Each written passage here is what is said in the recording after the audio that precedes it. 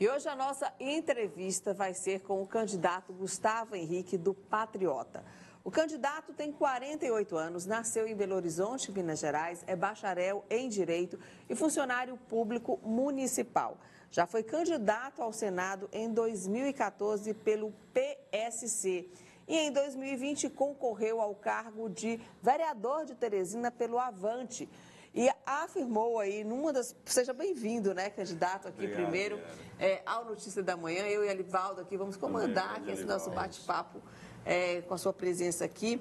E eu estava vendo no seu plano de governo, né, alguns pontos que o senhor deixou bem claro. Um deles, eu acho que a gente poderia começar com ele. O senhor registrou o seu plano de governo em cartório e uma das cláusulas é o seguinte: se não cumprir o plano de governo, vai renunciar. Já é uma renúncia tácita, né? Porque, enfim, eu assinei um documento, né? Um contrato praticamente, do qual está em cartório, tem valor jurídico, porque ao você fazer algo assim de público, notorial, assinado, efetivamente qualquer cidadão pode tomar as devidas providências, ou judicializando ou encaminhando para a própria Assembleia, onde a qual promoveria talvez um processo de impeachment. Esse movimento, Neyara, e você que está nos assistindo, nós fizemos para nos credibilizar perante o eleitor que está cético. Eu entendo que a maioria do eleitor vai votar em alguém, mesmo a contragosto, sentindo raiva às vezes, e isso eu tenho percebido por onde eu ando, seja em Teresina ou no interior. Ao final desse processo ele vai votar, mesmo não acreditando naquele candidato que ele estará depositando o voto. Então, dentro dessa realidade, eu sempre tenho dito nas entrevistas, por onde eu ando também, as possibilidades para que o eleitor desacelere um pouco e passe a analisar de fato quem está posto como candidato ao governo. E no último debate, inclusive aqui na casa, eu desafiei todos os candidatos, não é, que estavam presentes, e também em outro debate, em outra emissora, que fizessem o mesmo, que registrassem um plano, né, de governo e assinassem um termo deixando o governo em caso de não cumprimento de suas promessas. E a resposta que eu obtive de todos foi o silêncio. Então, por que não fazer, se você está imbuído de boa fé? Por que não aproximar o teu plano de governo a você, ao eleitor? Então, nós fizemos esse movimento. Inclusive, Neyara, é nossa proposta não nomear deputado e nem suplente para os cargos de secretário de Estado da Saúde, da Educação e da Segurança Pública. Não é porque não haja políticos competentes. Eu até não é uma negação da política? Claro que não. Eu até entendo que a maioria sejam competentes. Eu convivo com muitos políticos. O problema é que um deputado ou um suplente que está próximo de assumir um mandato, ao assumir um cargo no executivo, ele passa a ter uma visão um pouco passional, estreita. Então, ele passa a dedicar-se um pouco só mais aos seus grupos políticos e esquece de implementar uma política de Estado. Qual é a diferença da política de governo com a política de Estado?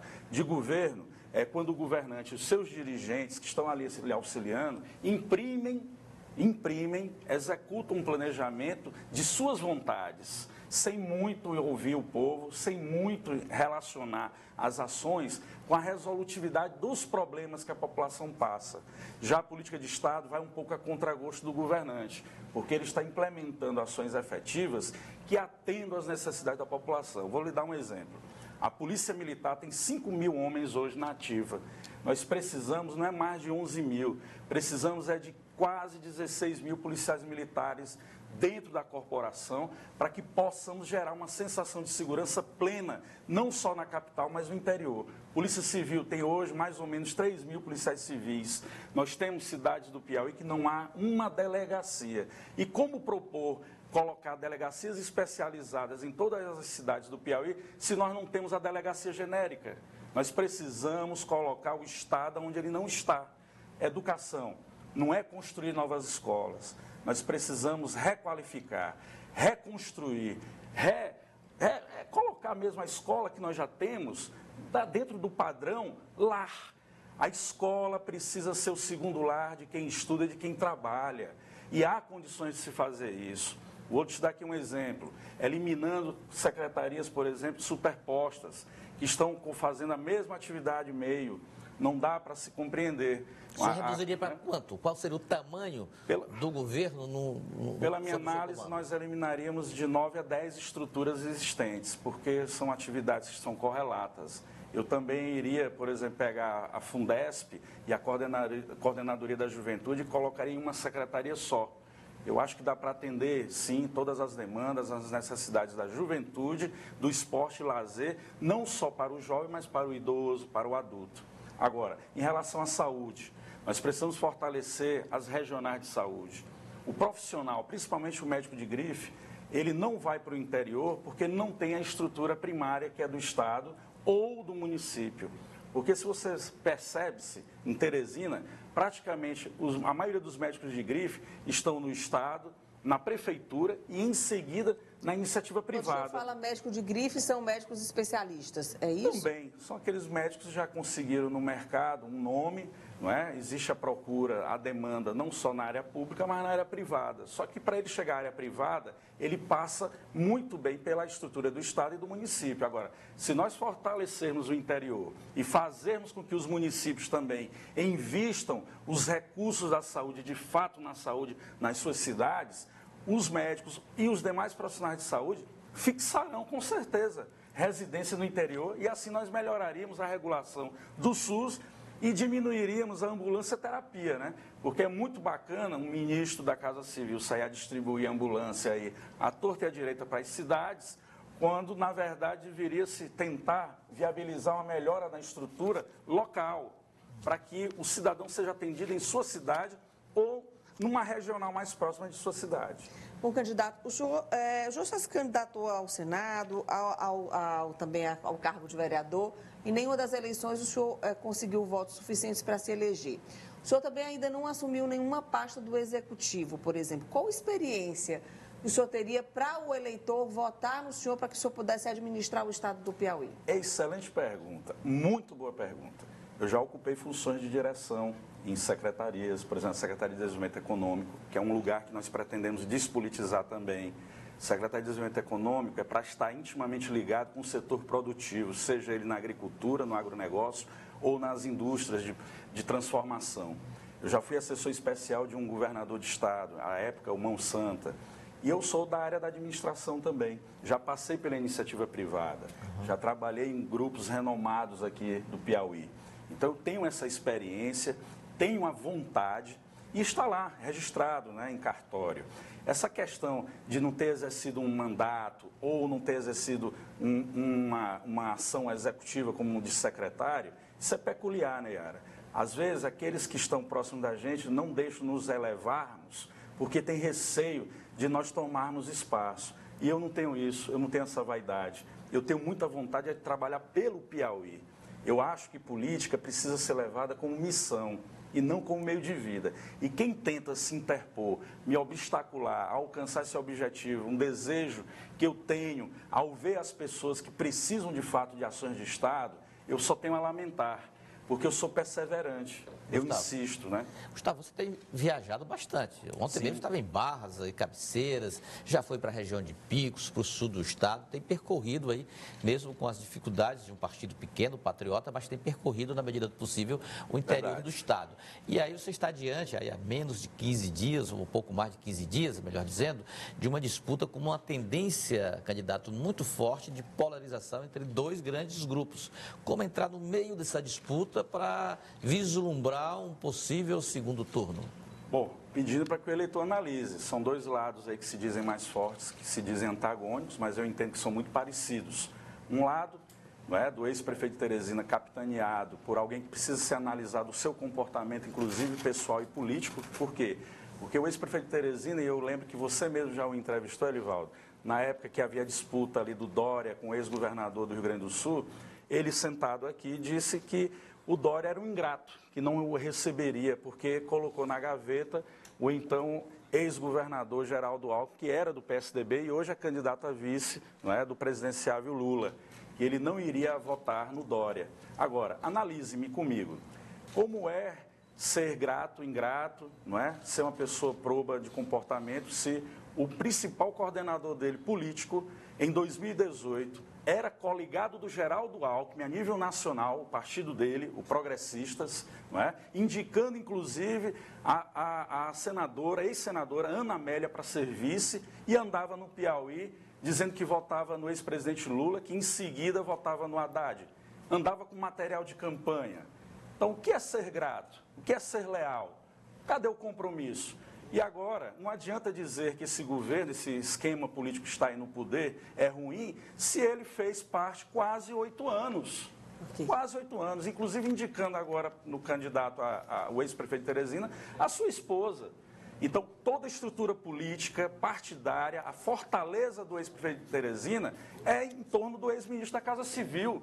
E ontem, ou antes de ontem, o presidente da República declarou apoio para o ex-prefeito, melhor dizendo, de Teresina, que dá o apoio, pede o voto para o ex-prefeito de Teresina e o candidato a senador dele. Então a gente precisa analisar. E o outro candidato é um candidato tirado do bolso.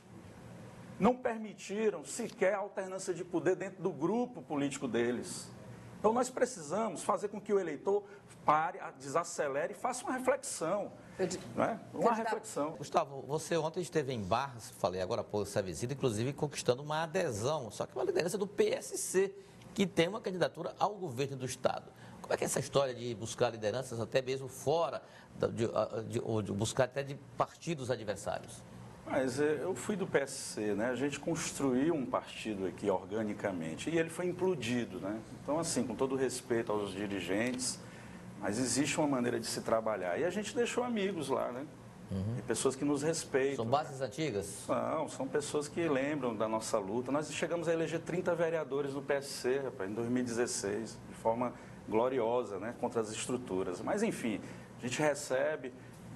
e agradece, é claro, para a nossa grata surpresa, isso é resultado de trabalho, do dizer que queremos fazer, né?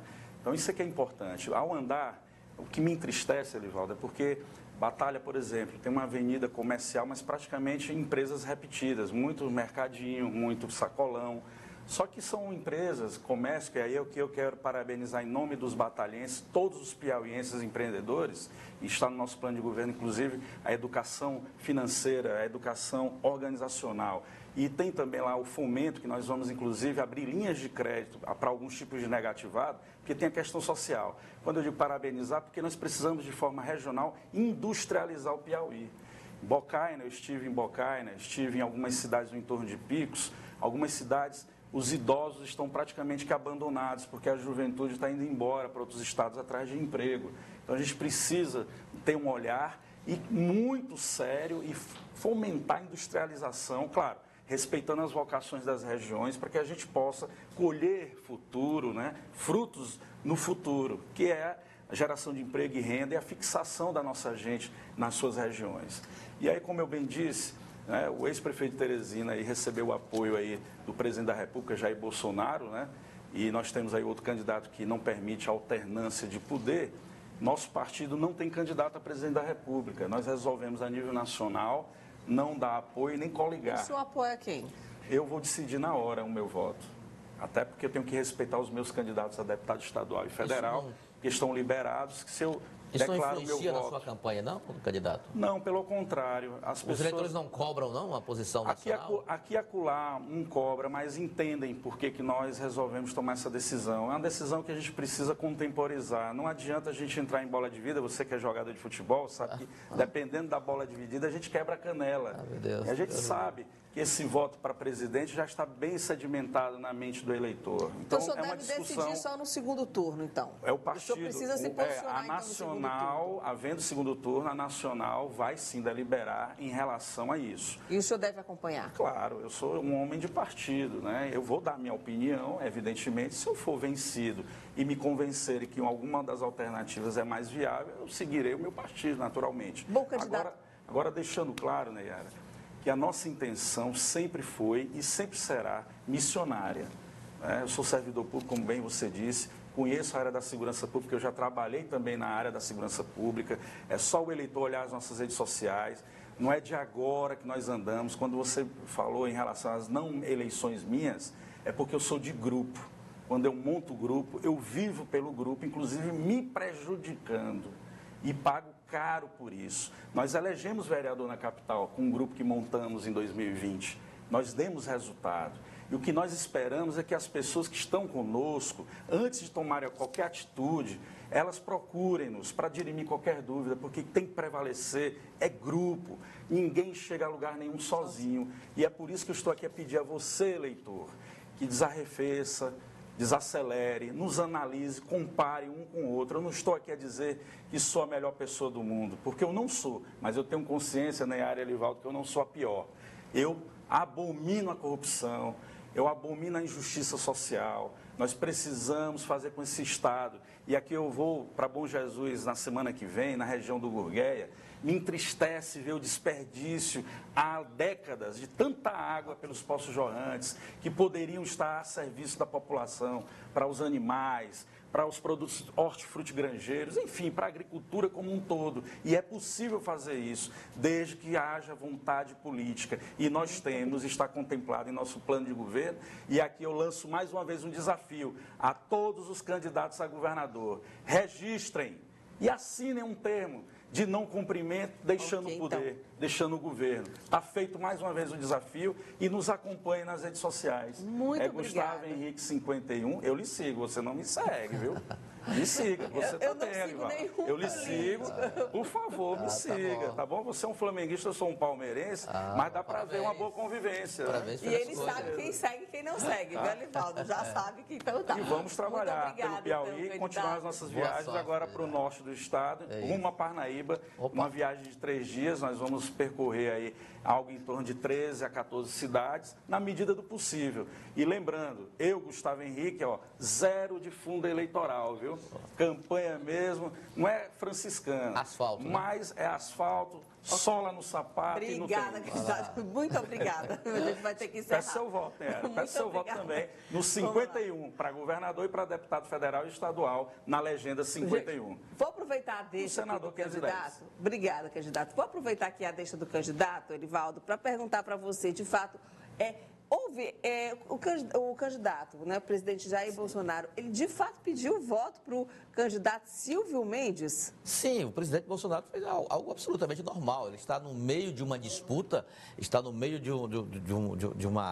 praticamente às vésperas de uma disputa eleitoral importante, em que ele procura ocupar espaço também nos estados. Então ele fez lá na live semanal, Nayara, um relato do panorama nacional de candidaturas que ele tem a simpatia, que ele tem o apoio. Aí citou todos os estados. Aqui no Ceará, Capitão Wagner, e aqui citou o Piauí, que tem essa repercussão aqui hoje no estado do Piauí, citou Silvio Mendes e Joel Rodrigues como os candidatos, desejando boa sorte, os candidatos que ele sinaliza que apoia aqui no estado do Piauí. Então ele revela, de certa forma, uma estratégia macro da oposição no Piauí, que tem o apoio, o aval do presidente Jair Bolsonaro, a chapa Silvio Mendes e Joel Rodrigues. Então, a mim não causou nenhum, assim, surpresa, nenhum impacto. Você talvez tenha, assim, por causa do Coronel Diego. Ontem a gente teve aqui o candidato Silvio Mendes, a gente já chegou até, né, conversar com ele sobre esse assunto também. Verdade. Acho que deve ter sido uma surpresa para ele também. A gente tem imagem da live aí. Coloca no ar, por favor, a imagem da live do presidente Jair Bolsonaro,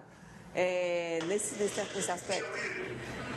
Piauí, nós temos aqui, para o governo do estado, Silvio Mendes. Boa sorte, Silvio Mendes. Temos também no Piauí, para o Senado, Joel, 111. Valeu, Joel, boa sorte aí. E viva a voz, então, agora, né? Elivaldo, como que fica aí o Coronel Diego nessa situação? Olha, o PL, eu acho que não tinha a menor chance de ter assim, um apoio concreto, assim, envolvimento direto do presidente da República. Desejo até também boa sorte ao correligionário do PL no Estado. Mas, na verdade, o presidente Bolsonaro alugou o PL para disputar a reeleição no Estado, no país. Assim como ele fez com o próprio Progressistas no passado, com o PSC, com o PSL em 2018. Partido para o presidente Bolsonaro é algo irrelevante. Na verdade, ele representa, Nayara, um sentimento. É o sentimento bolsonarista, que vai infinitamente superior a qualquer ambição partidária. Então, partido para ele é o que menos importa. O importante são os seguidores, a corrente bolsonarista que está aí na disputa eleitoral, viva inclusive, na disputa presidencial. As pesquisas mostram isso e, claro, que tem preferências estaduais. E se você for analisar o quadro, não precisa ser nenhum cientista político para chegar à conclusão que quem está disputando o governo no estado do Piauí é Rafael Fonteles, representa uma força antagônica em relação ao presidente Jair Bolsonaro, e Silvio Mendes, o aliado preferencial, e claro que tem a torcida do presidente da República para essa chapa, Silvio, Iracema Portela e Joel Rodrigues, sem nenhum problema.